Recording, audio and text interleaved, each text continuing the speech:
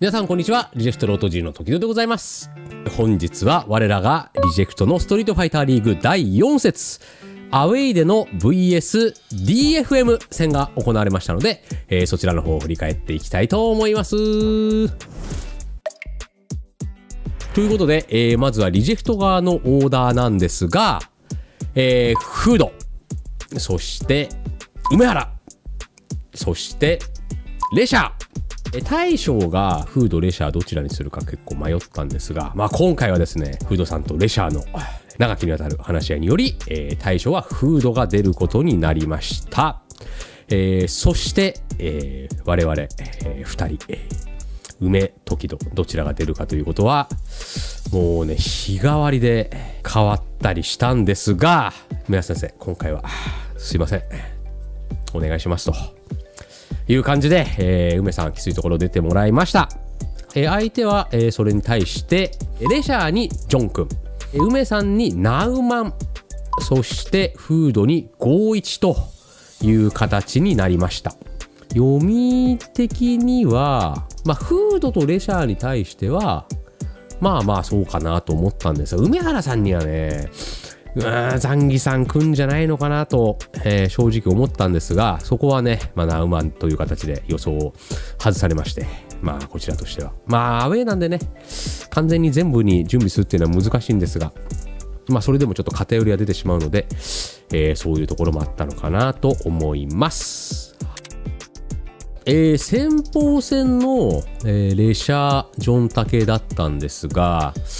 これね、一応予想はしていたとはいえ、レシャー実はですね、ジェイミー戦というのはほとんど対人戦では練習しておりませんでした。これね、レシャーの、やり方、特徴の一つとしてコンピューター戦で練習するというのをすごい活用をよくする人でして、コンピューターのレベル8とかなり練習していたのかなと思います。なので正直そこまでそのジェイミー戦っていうのは自信はなかったのかもしれないですが、一応ね、そのジョン君の動きも割と想定することはできていましたので、そこをついて結構ねうまく進めたのかなと思います。内容はお見事でしたね。安心感がものすごくあった試合展開だと思います。もちろんミスもあったと思うんですが、逆にジョン君側も思い通りの動きができなかったりとか、そういうミスを呼んでしまうような展開もあったのかなと思います。で、先方、レシャーが勝利してくれました。そして時報の梅さん対ナウマン、号機前の組み合わせでありますが、ちょっとね、正直号機があんまり出ていいことが起きにくい、メンバーだったのかなと思います。ザンギさんのマリーザもいるし、あとはね、ナウマンの前もいるっていうことで、ただちょっと今回ね、僕の方があまり自信を持てなかったので、梅さんに無理言ってもらう形となりましたが、このね、試合自体は割と立ち回りは悪くなかったんじゃないかなと思います。要所の読みだよね。やっぱね、でっかい駆け引きを、ナウマンに取られてしまったっていうのが一個あるかな。梅原さんもね、パブリックビューイングのインタビューでも言ったかと思うんだけど、本当にやっぱりもっとね、自信があればもうちょっとどっしりいけたのかなと。でも今回やっぱりやることも多かったし、ザンギさんのマリーザがね、結構そこのリソースを割かされてしまったのかなと思います。ザンギさんね、今回延長戦要員だったってことで出番こそなかったんだけど、影の立役者だったと思います。ナイスで投げて、ここないよね、キラリン。ここでグッとナウマンに流れを持ってかれてしまったね。そんな感じで、2試合目は、ナウマンに軍配が上がりました。迎えた大将戦、フード対51。こちらのね、これね、ストリートファイター6らしからぬ試合展開になるんだよね。ちなみにこの江戸チュンリーって去年も CAG の時にゴーちゃんが大将で出て、レシャー対51がまあ同じような展開になったね。下がりながら隙を伺う51対、まあ、冷静にマシンのように追い詰めるレシャー。その時もね、確かギリギリレシャーが3対2で勝ったと思うんだけど、まあその時を彷彿とさせるような組み合わせになりましたね。キャラも同じだし。序盤ね、割と優勢に見えたんだけど、やっぱここ一番の駆け引き、ゴーちゃんがうまくて、まあ慣れてたね、こういう試合展開作りに。で、チュンリー使いって多分ここまで徹底して下がってヒット&アウェイを繰り返す江戸戦をするチュンリーっていうのはそんなにね多分いないと思うから、この戦い方慣れしてるのは51の方になるのかなと思いました。いや、さすがにフードでもちょっときついのかなと思わさせられましたが、やっぱやってくれんだよねこの人。はい、これファイナルラウンドです。前のラウンドで51がゲージを全部使い切ったので、まあ、0対3で始まるんですが、このね試合のねお互いのそのアウェーっぷり、ヒット&アウェーのアウェーね、そろそろ30秒経過するんですが、お互いに距離が遠すぎて、まあゴーちゃんもゲージ溜まりません。こうなるともう3ゲージ溜まるっていうのはまずないよね。フードもそれ分かってるから、時間使えば使うほどエドが3ゲージをどっかで当てるだけで逆転の目が少なくなるから有利だっていうので、なかなか攻めなかった。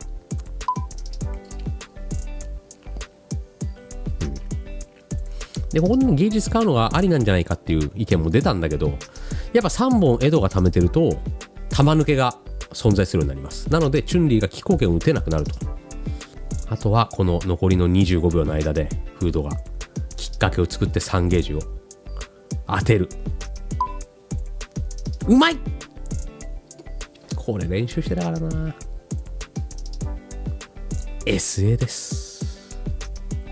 さあ若干残ってここ怖かったんだけど、最後はゴーちゃん読みの中段に対してしっかり暴れ、ありがとうございます。というわけで、最終的なチームの対戦結果は30対10で、我らがリジェクトアウェーでの貴重な30点を手にすることができました。ありがとうございます。いやもうね、僕今回延長要員だったんですけど、10対10になった時点で延長試合がなくなったので、もう本当にそのフードと51の試合に集中して見ることができたんですよ。見てるだけでこんなに疲れる試合だったんだから、やってる本人たちはね、本当にお疲れさんでした。ありがとうございます。そして、今節終了時点のディビジョン F の順位をチェックしてみましょう。ここへ来て、チーム戦が2節連続で40-0をかましですね、なんと1位120点で、それに続いて我らが、リジェクトは110点となっております。ディビジョン S に比べると F の方は割とこの上位2チームが、ちょっとだけ飛び抜けた形になります。ただね、まだまだ下の順位とも油断はできませんし、まだね上に1チーム残ってるんで、そこをね奪還したいなと、はい、切に思っております。ここからは、スタッフから今節に関しての質問が届いておりますので、そちらに回答していきたいと思います。レシャー選手は3先での出場を希望しているという話でしたが、今回は同じエドのフード選手が大将で出場したのはなぜですか。まあ3先1人しか出れないんでね、3先の取り合いになってるということというか、まあ僕もねそこに、参戦できるなと思っているんですが、まあとにかく頼もしいね。エド2枚看板は本当に、今リジェクトを引っ張ってもらってると思います。だから今回に関して言えばフードの方が、自信があったという、ことですね。はい。延長戦の時々 JP ピックは誰が来ることを想定していましたか。またもし延長になった場合自信はありましたか。まあザンギさんかダウマンが来るのかなとは思ってました。で正直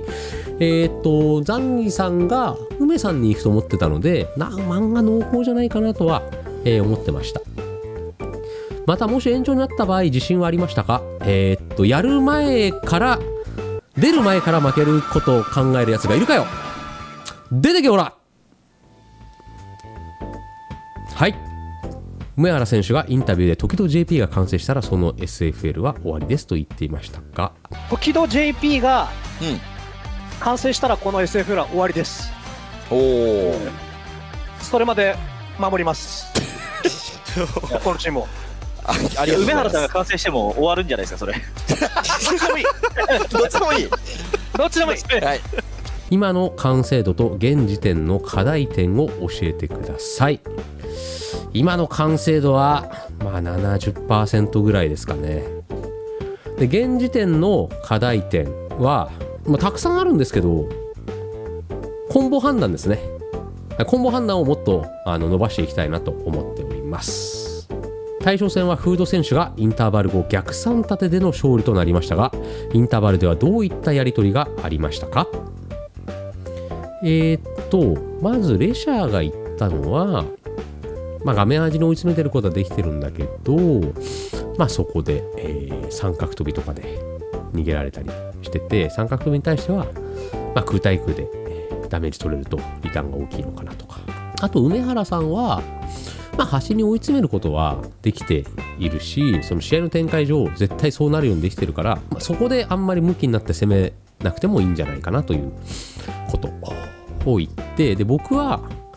51がキャンセルラッシュで触りにした時は、まあ、かなり強気な攻め、立ち中盤には投げが多いので、まあ、これだったら OD 勝利は結構当たる読み合いを向こうは仕掛けてきてるんじゃないかなということを、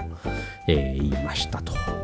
まあでもインターバルあれ一番大きかったのは多分フード自身が時間を使って自分の中で、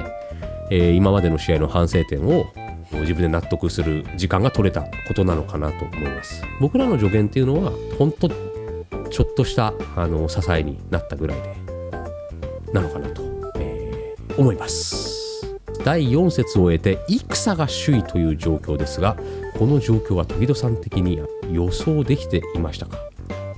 戦首位はなかなか予想できなかったですね。まあでもみんながみんないい活躍を、ね、してるチームなので、予想は正直できてなかったんですけど、第5節を終えて一巡しますよね。一巡した時点で、まあ、リジェクトがトップであるべきだなというのは、まあ、フードも言ってたんですけど、まあ、私もそれは強く思いますので、次節、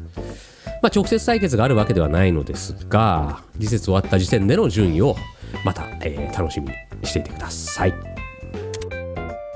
ここからは、最近のチームメイトの様子を私が皆様にお届けする、今回は梅原レポートのコーナーでございます。まあやはりですね、私と梅さん、まあお気づきの方いらっしゃると思うんですが、この、2人かなりキーマンかなと思っております。まあもちろんね、フードとレシャーさんもキーマンなんですが、ちょっと違った意味でね、我々キーマンになってきているので、まあ2人でね、気合を入れてやろうということになってるんですが、梅原さんですね、本当に今根詰めてやってるんだなと思われるエピソードが1個ありまして、その日はまあたまたま僕が1人いて、で次に梅原さんがやってきたんですと。その時僕ね、ヘッドホンしながら練習してたんですけど、梅原さんがなんか横でなんかガチャガチャやってて、まあ、どうしたんですかっつったら、いやこれどんなにチェックしてもコントローラーが反応しないんだよね。マジっすか？じゃあちょっと見てみますかつって、で見たら線が刺さってなかったっていう PC に、人の USB が PC に挿してなかったっていう、疲れてんだろうな。はい。でもう1エピソード言うと、今回の DFM 戦本当にオーダーは正しかったのかってことで、時々梅原決定戦やりました。 DFM 戦終わったの直接対決2先、結果は 2-1 梅原勝利でございます。頑張っていきます。今回もね、さまざまな方にお世話になりました。ディスコに、まあでもオフレン来てもらった方にしましょうかね。流星さん、そして、ジュニア、小林、まあマチャボーとかも来てもらったんですが、まあ流星はねあんまりありませんでした。であとはモケせいやさん、違うディビジョンなのもあってね、来ていただいてチュンリー戦非常に助けてもらいました。あとはユウとオラリンくん、あとはシミソくんらしい路線ということで、皆様ありがとうございました。またホームタウン入れ替えたりしてもぜひお願いしたいのでよろしくお願いします。またねその他のリーグ関係ない、